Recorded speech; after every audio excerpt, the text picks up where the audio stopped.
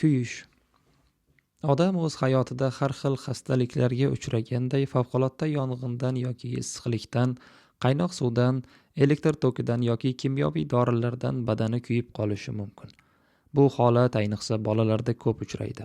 Bu ularning ehtiyotsizligi oqibatida kelib chiqadi. Inson badanining kuygan joyida terisi shikastlanadi. Kuygan joyning hajmiga qarab uning og'ir-yengilligi aniqlanadi. Kuyganda tabiat ne'matlaridan foydalanish usullari. Oddiy karam. Xalq tabobatida inson badani kuyganda yangi karam barglarini maydalab, tuxum sarig'i bilan aralashtirgan holda kechikkan kuyishga qo'yilsa, ularning et olib tuzalishi tezlashadi va og'riq yo'qoladi. Chaqamoq.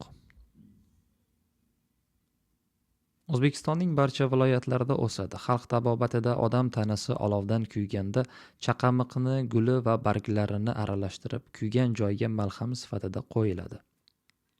G'oz yog'i. Xalq tabobatida deyarli foydalanilmaydi. Lekin tana kuyganda g'oz yog'i surtilsa zinhor dog' qolmaydi, tez bitadi. Aloy shirasi. 28 gram aloy bargi shirasi, 10 gram kostor moyi, 0,2 gram sorbin kislotasi, 1,5 gram tuz, 0,1 gram evkalipt moyi, 1-10 gram emulgator olib aralashtiriladi va kuniga 2-3 marta yupqa qilib kuygan joyga surtiladi. Yaxshi shifo beradi. Qurbaqa. Tana kuyganda darhol qurbaqani qornini yorib qo'yish kerak. Seberga.